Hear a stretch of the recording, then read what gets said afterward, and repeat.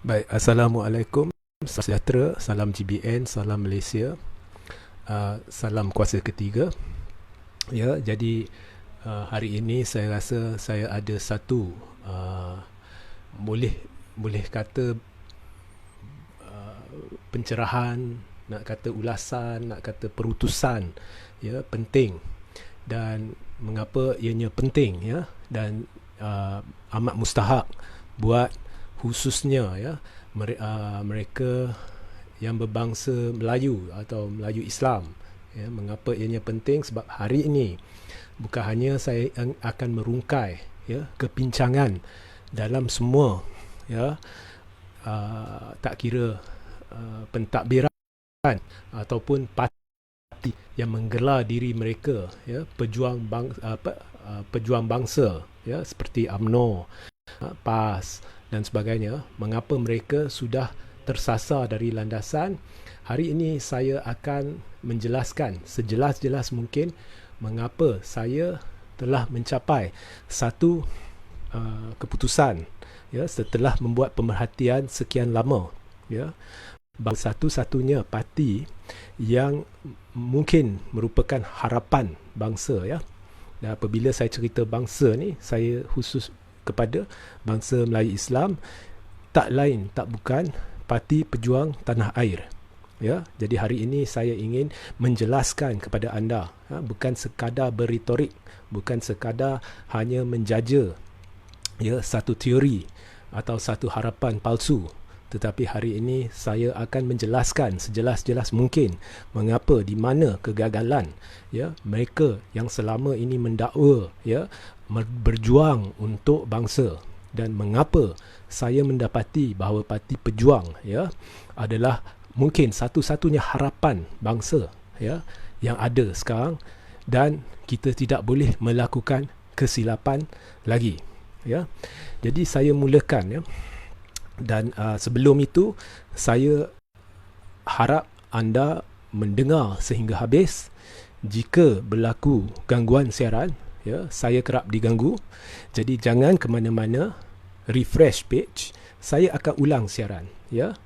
Dan akhir sekali, pastikan anda share ramai-ramai, kerana mesej ini penting bukan hanya bagi anda sebagai penonton, tetapi juga penting bagi anak anda, cucu anda, saudara mara anda, ya, bagi memastikan bahawa ada satu representasi yang benar, satu representasi yang cukup matang, satu representasi, ya, perwakilan yang cukup bersifat murni, yang mementingkan masa depan bangsa, ya, supaya bangsa Melayu tidak tersungkur, ya, peradaban Islam tidak tersungkur di bumi sendiri.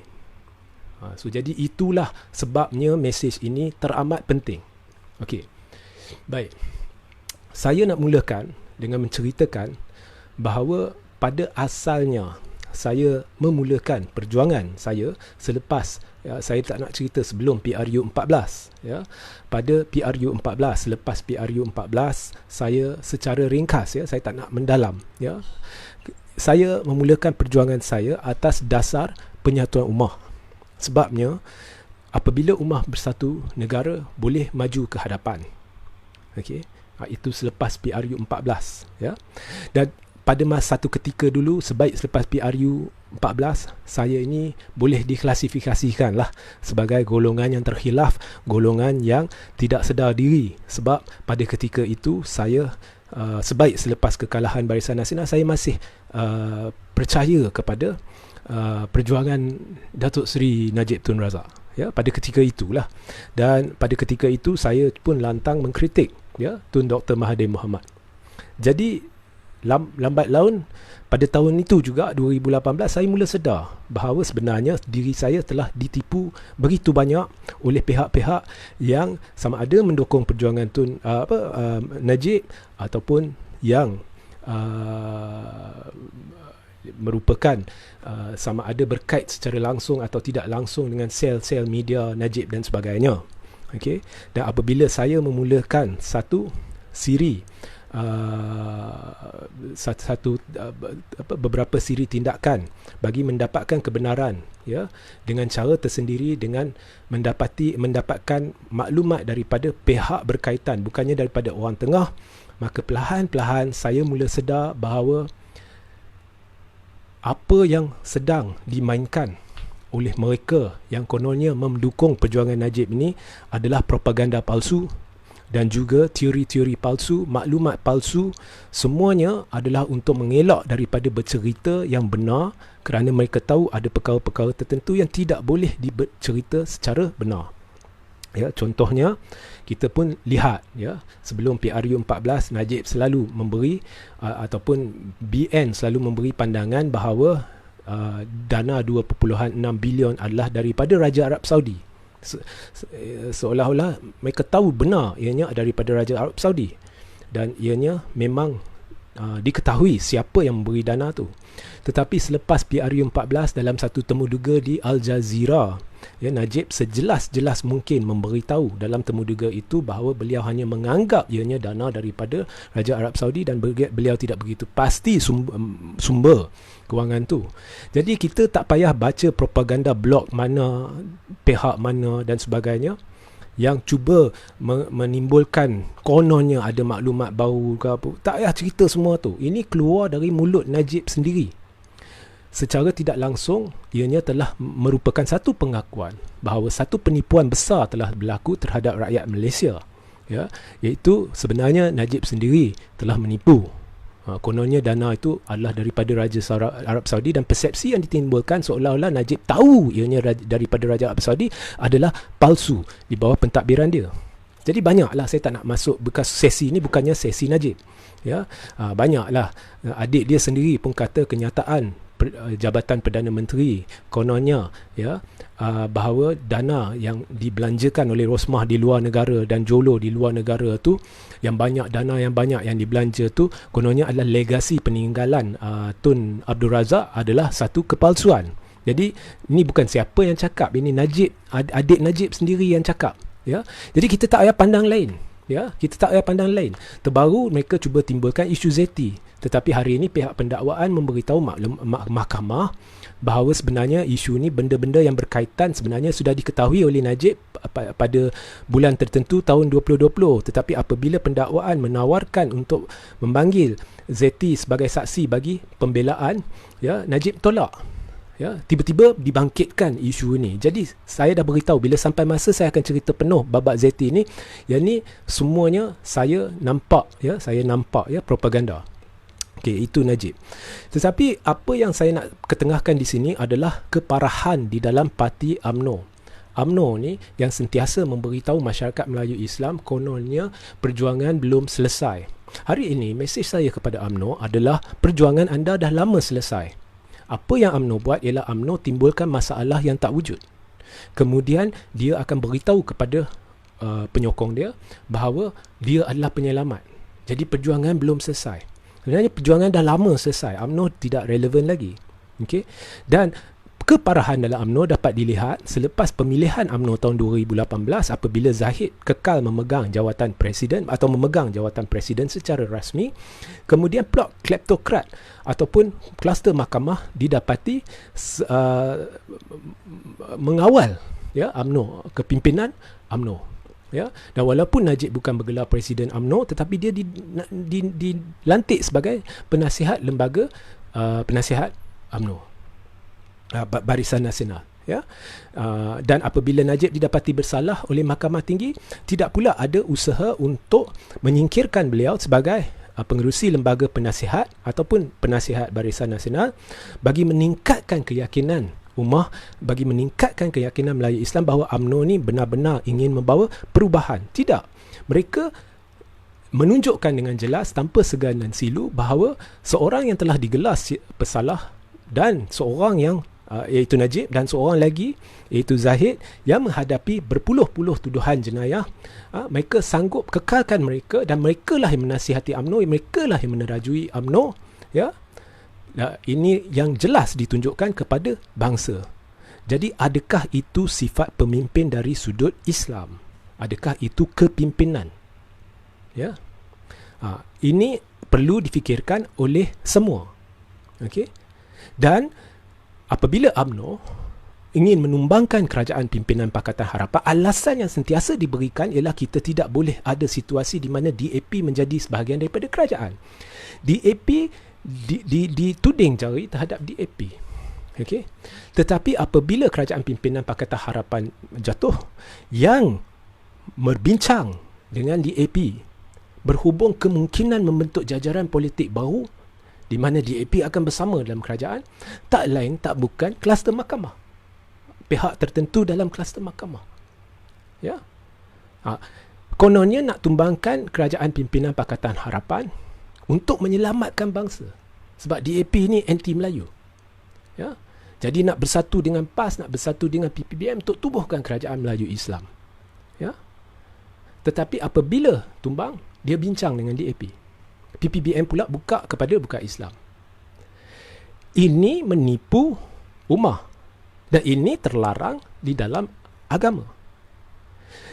Menyeksa masyarakat majmuk dan ummah menerusi percakaran tak tentu hala, politik darjat, politik ketaksuban, politik kuasa dan kedudukan, di mana UMNO dan PPBM dan PAS kemaruk kuasa melakukan pelbagai langkah untuk menumbangkan kerajaan-kerajaan negeri dalam pada rakyat seksa, semata-mata untuk mengambil alih sama ada jawatan ketua menteri ke ataupun menteri besar ke, ya, sehingga memudaratkan rakyat, kesihatan rakyat, sehingga selepas rakyat Sabah satu negara mudarat yang menjadi mangsa apabila lockdown separuh masa perkenalkan, ya, menyebabkan berjuta rakyat sama ada hilang sumber pendapatan ataupun berkurang sumber pendapatan dia, khususnya perniagaan-perniagaan kecil dan sederhana. Semua ni dilakukan oleh pemimpin yang kononnya bergelar pejuang bangsa, tapi memudaratkan bangsa. Kita tidak perlu UMNO. Selama lebih 60 tahun, UMNO lah yang sentiasa mengungkit-ungkitkan isu polemik perkauman. Ya, saya beri contoh sebelum Pakatan Harapan tumbang. Dikatakannya tabung haji ini menjual aset Melayu Islam kepada bukan Islam. Pada mulanya saya pun terbawa-bawa dulu. Saya pun bersoal benda ni. Tapi selepas saya mengkaji secara mendalam, saya berjumpa dengan tokoh-tokoh Islam yang pakar dalam bidang kewangan Islam, ekonomi Islam, ya. Saya mendapati sebenarnya ianya tidak salah. Ianya urusan perniagaan. Apabila anda ingin jual aset, anda boleh jual kat siapa. Yang penting ianya dilakukan dengan cara Islam, transaksinya, dan pulangannya balik kepada pelabur tabung haji. Dan perjualan aset ni sudah berlaku semenjak zaman Najib lagi. Jadi isu ni dimainkan sentiasa.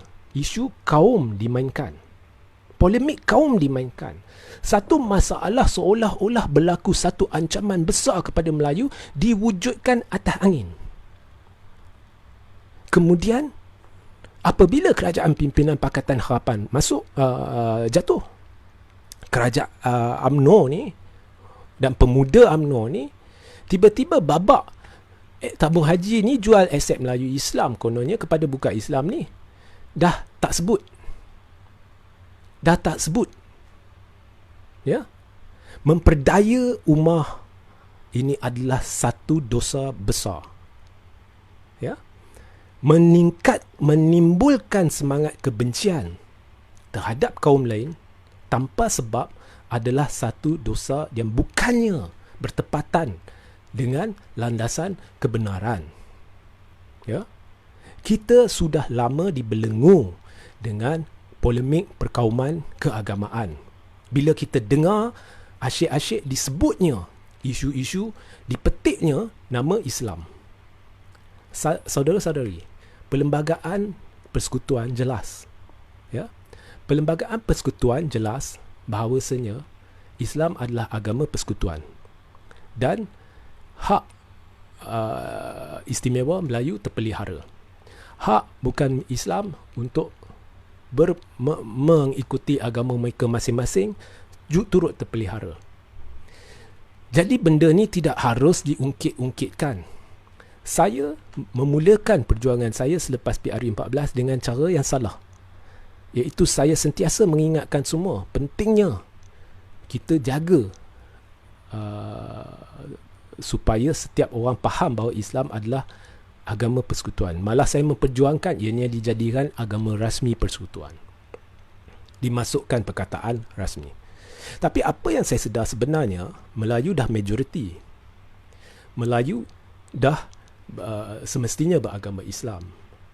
Dan berdasarkan perlembagaan persekutuan, Islam dah agama persekutuan. Jadi benda tu dah terpelihara, tak perlu diungkit-ungkit lagi. Dan apabila saya kaji setiap isu yang diungkit, sebenarnya ia diungkit menimbulkan kemarahan, sedangkan tidak ada isu, tidak ada ancaman. Yang menjadi isu, yang menjadi ancaman adalah sikap pemimpin UMNO, PAS yang memecah belahkan ummah dengan menimbulkan syak prasangka terhadap kaum lain, kerana ramai Melayu sekarang sudah matang. Mereka sendiri tidak suka bila parti mereka menimbulkan syak terhadap kaum lain kerana itu bertentangan dengan ajaran Islam. Ini juga menyebabkan perpecahan di dalam Melayu. Jadi bila Melayu berpecah, walaupun dia majoriti, tetapi dah nampak bahawa terdapat banyak kumpulan minoriti. Lepas tu UMNO keluar, dia kata kami adalah pejuang bangsa. Perjuangan belum selesai. Hari ini saya nak beritahu bahawa sikap ini perlu dikuburkan. Majoriti rakyat bangsa Melayu sudah tidak menerima UMNO, percayalah. UMNO tidak harus megah dengan keputusan PRN Melaka. Sebab di Melaka, peratus yang keluar mengundi adalah rendah. Ya, kalau 2018 yang keluar 84%. Di PRN Melaka yang keluar 65%.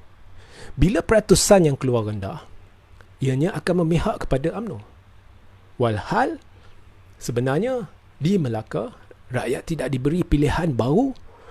Satu pihak yang benar-benar boleh memperjuangkan bangsa, satu pihak yang benar-benar merupakan imej Islam sejati, tidak ada. Ya, iaitu Parti Pejuang. Tidak ada di Melaka. Sebab buat apa nak masuk? Buat apa nak beri muka kepada UMNO dan PPBM? Sebab PRM Melaka sepatutnya tak berlaku. DUN Melaka sepatutnya tak bubar. Ianya dibubarkan sebab percaturan tahap gila PPBM dan UMNO yang meningkatkan lagi perpecahan dalam ummah. Dan yang paling lucu, di Melaka bukannya PPBM dengan lawan UMNO saja. UMNO lawan UMNO. Jadi kita tidak perlukan UMNO lagi. Saya hari ini beritahu dengan jelas bahawa perjuangan UMNO sudah selesai dan perjuangan Parti Pejuang Tanah Air baru memula. Saya dah memerhati lama. Saya ini bukannya di kalangan orang apabila wujudnya pejuang, dengan mudah saya boleh beritahu, ya saya dukung perjuangan pejuang. Selama ni saya memberitahu saya mendukung perjuangan Tun Dr. Mahathir Mohamad. Itu jelas. Itu kita tidak perlu pertikai. Sesiapa yang dah mendengar siaran-siaran saya ni tahu bahawa saya mendukung perjuangan Tun.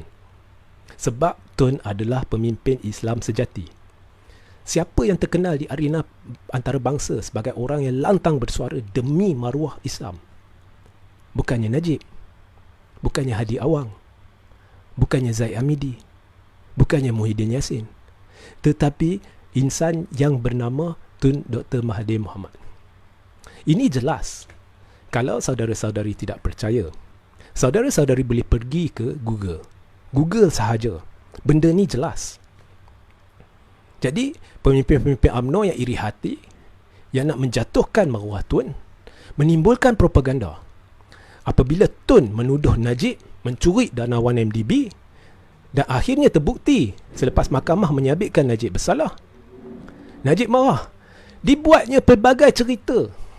Kononnya Tun macam ini, Tun macam itu, Forex, Ya, perwajar, cerita sama yang diulang sampai ke hari ini. Kemudian pelbagai siasatan dilakukan terhadap Tun. Siasatan LHDN, siasatan ini, siasatan itu. Tetapi adakah Najib berjaya jumpa bukti? Tidak. Cuma cerita. Malah Najib berjaya buktikan bahawa Tun adalah seorang pemimpin yang berintegriti, berwawasan. Jadi tak boleh nak buat apa. Dia nak alihkan perhatian daripada YMDB. Babak YMDB tak mau cerita sebelum PRU14. Babak Tun cerita. Tapi Najib adalah Perdana Menteri. Tindakan terhadap Tun tak ada. Bukti terhadap Tun tak ada. Cerita banyak. Sampai hari ni cerita. Dan saya pun dah tangkap Najib memfitnah di dalam salah satu cerita dia, di dalam Facebook dia, di mana beliau mendakwa kononnya kerajaan pimpinan Pakatan Harapan bawah Tun Mahathir telah mengklasifikasikan kes laporan polis RCI Forex sebagai NFA, bahawa kerajaan Pakatan Harapan bawah pimpinan Tun telah menarik balik laporan polis terhadap isu RCI Forex. Tapi saya dedahkan, sebenarnya Najib memfitnah. Yang buat laporan polis adalah orang yang dilantik bawah pentadbiran Najib sebagai setiausaha RCI. Kemudian yang tarik laporan tu adalah dia. Dan kerajaan tidak boleh mengklasifikasikan kes sebagai NFA. Yang berkuasa buat begitu hanya polis. Menipu, memfitnah. Ya? Bila orang cerita benar, mengapa Najib diberi tanah, hartanah 100 juta, mengapa kerajaan boleh sampai lulus kepada seorang yang didapati bersalah? Najib kata itu hak dia, ya, untuk meminta benda tu. Lepas tu dia petik lagi Tun, dia cuba kaitkan dengan Tun. Kononnya ada satu akta yang dibuat, tapi akhirnya kena balikkan Najib. Selepas disiasat, didapati Tun tidak pernah meminta ganjaran sedemikian. Kemudian Najib petik lagi, kononnya ada bukti, ada pajakan tanah di Langkawi. Akhirnya terbukti itu pajakan ni macam sewa. Itu pun Tun secara sukarela pada 2018 melepaskan tanah itu. Kena balik kat Najib. Baba adik dia yang bercerita benar pasal YMDB, pasal penipuan PMO di bawah Najib, Najib tak boleh jawab. Ya, inikah pemimpin Melayu, dan inikah pimpinan yang dibawanya kepada ummah? Inikah pejuang Melayu? Inikah yang dimaksudkan oleh UMNO dengan perjuangan belum selesai? Kalau ikut UMNO, parah bangsa. Itulah sebabnya sekarang, dengan segala yang berlaku, bangsa Melayu berpecah disebabkan oleh pemimpin Melayu sendiri. Sebaliknya, bila Tun menjadi Perdana Menteri semula selepas PRU14, Tun mengusahakan pentas maruah Melayu. Dan dia tak kira siapa. Dia tak kira, kita nak buat muafakat, hanya mereka yang ikut kita, macam PAS dan UMNO boleh. Kalau PAS dan UMNO ni, dia ikut, kalau haluan politik hang sama, baru boleh kita bermuafakat. Tun tak kira. Dia jemput UMNO, UMNO datang, wakil UMNO datang. Dia jemput PAS, Hadi datang. Dia jemput Amanah, wakil Amanah datang. Dia jemput PKR, dia jemput semua. Dia jemput NGO. Sebab pentas maruah Melayu, jalan muzakarah ke arah penyatuan, tidak kira landasan politik anda. Tidak kira anda haluan mana. Jadi bila nak buka pentas muzakarah itu, anda perlu pertama sekali ingat bahawa sebagai bangsa Melayu yang beragama Islam, semuanya bersaudara. Jadi bila nak muzakarah tu, muzakarah di atas pentas muzakarah yang betul, bukannya pentas muzakarah PAS dan UMNO yang sampai hari ini itu pun tak boleh bersatu. Masing-masing tuding cari. Perjuangan palsu tu. Ya. Jadi saya kritikal terhadap pejuang, tapi saya memerhati. Bukan mudah saya nak menerima Mukris, walaupun Mukris itu anak Tun. Walaupun saya mendukung perjuangan Tun, walaupun saya begitu mengagumi perjuangan Tun, tapi bukan mudah saya menerima Mukris. Tapi saya memerhati, khususnya kebelakangan ini, kenyataan-kenyataan yang dibuat oleh Mukris. Ya. Dan hari ini saya beritahu bahawa fitnah-fitnah yang telah dilemparkan oleh UMNO sejak 2015 terhadap Mukhris, terhadap Tun adalah begitu hebat. Dosanya lebih besar daripada dosa membunuh. Kerana hari ini saya beritahu bahawa ramai di kalangan rakyat Malaysia boleh menerima jika Tun kembali sebagai Perdana Menteri bagi satu masa tertentu, dan rakyat Malaysia boleh menerima jika Mukhris Mahathir dicalonkan sebagai Perdana Menteri, dan saya boleh menerima jika Mukhris Mahathir dicalonkan sebagai Perdana Menteri dan jika Tun kembali sebagai Perdana Menteri. Dua-duanya saya boleh terima sebab saya dah lihat bahawa Mukhris has got substance.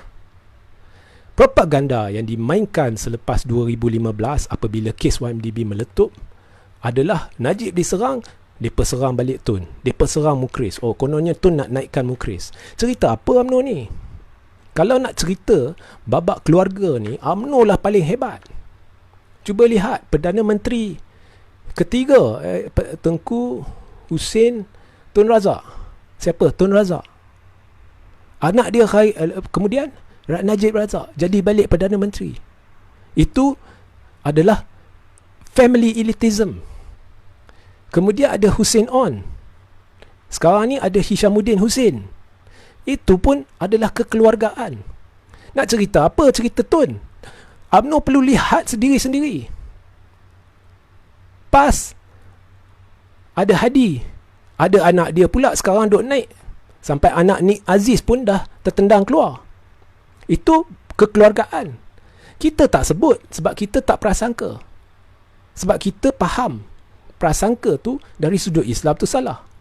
Tetapi mereka menuding terhadap Tun, walhal apabila Tun menjadi Perdana Menteri, dia tak bagi anak-anak dia naik.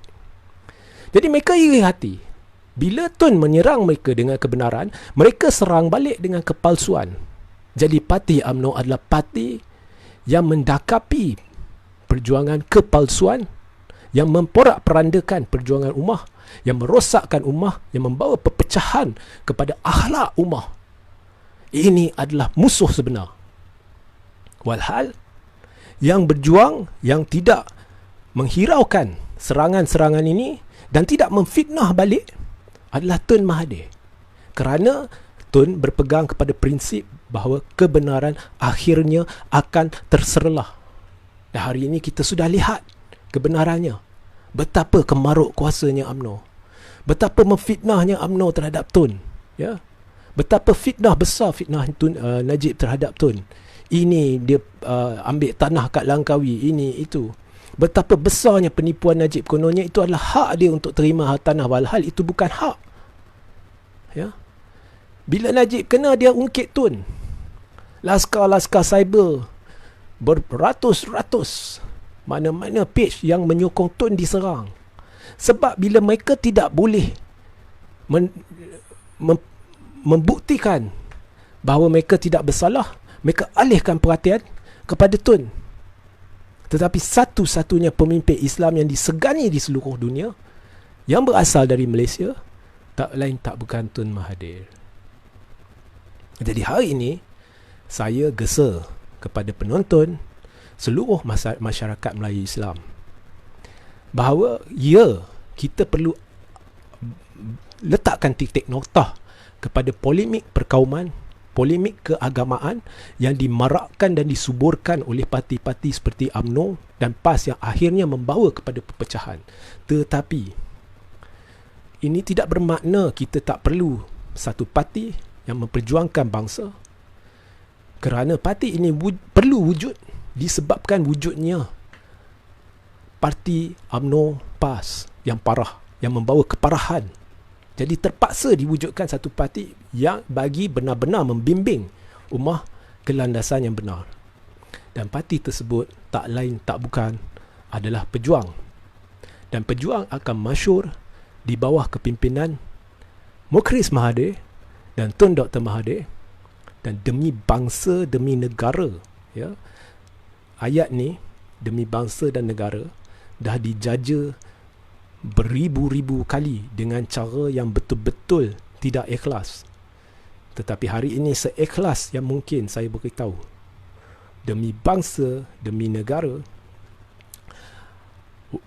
umat Islam, Melayu Islam kena bersatu di bawah Parti Pejuang Tanah Air yang benar-benar mendukung prinsip perjuangan Islam dalam erti kata yang sebenar, yang mampu membawa harapan kepada bangsa dan negara.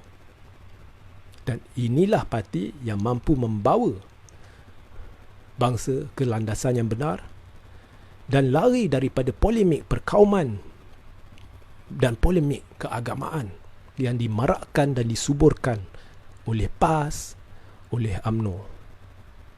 Demi bangsa. Ya, demi bangsa. Jangan sampai tersungkur, ya, nilai peradaban Islam di bumi sendiri. Ya, disebabkan kepentingan individu-individu tertentu dalam UMNO yang menjadikan politik kepentingan sebagai dasar perjuangan parti. Kita tidak perlukan mereka. Ya. Jadi syabas kepada pejuang. Ya. Hari ini saya beritahu, ya, anda perlu matang berfikir apabila anda mendengar retorik-retorik yang dimainkan, ya, terhadap Mukhris, terhadap Tun, dan tanya balik, okey, sila tunjuk bukti. Tun dah tunjuk bukti dulu. Bukti tu dah sampai ke mahkamah. Najib dah disabit, tunjuk bukti. Bila orang kata Tun nak semata-mata nak jadikan anak dia Perdana Menteri, tanya balik, betul ke? Masa Tun, dia tak bagi anak-anak dia masuk politik. Tapi masa Najib, zaman di dalam UMNO, tidak. Semua anak beranak semua. Sampai waktu Najib, isteri sekali ada department khas, FLOM. Ya. Di mana ada pendanaan 100,000 sebulan untuk cyber trooper. Ada tak dalam pejuang? Ya. Kita tidak perlu parti ini. Parti ini parah. Ya. Jadi itu sahaja mesej saya. Saya tidak akan mengambil soalan hari ini. Dan pastikan, ya, saya membuat satu sesi siri dalam bahasa Inggeris bersama seorang penganalisis tersohor yang tidak ingin dinamakan. Dan sesi itu akan disiarkan secara berperingkat di waktu pagi. Jadi pastikan anda menonton sesi Inggeris tu. Jika anda tidak faham, anda boleh bertanya sebelah malam di mana saya membuat sesi dalam bahasa Melayu. Dan minta share ramai-ramai. Jangan hiraukan Laskar ni. Kalau anda lihat banyak nama yang ada yang mengkritik tu, mereka tidak berhujah. Mereka memaki hamun. Kemudian anda pergi ke Facebook pro Najib ni, anda lihat mereka yang sama. Memuja-muja Najib. Memuja tu adalah dilarang dalam Islam. Dan apabila anda buka profil mereka, nampak mencurigakan. Berkemungkinan Laskar Cyber. Jadi jangan hiraukan mereka. Pastikan mesej ni sampai kepada setiap seorang yang berjiwa Islam, yang mementingkan kemajuan bangsa dan negara. Sehingga kita berjumpa di lain masa. Assalamualaikum, salam sejahtera, salam GBN, salam Malaysia dan salam kuasa ketiga.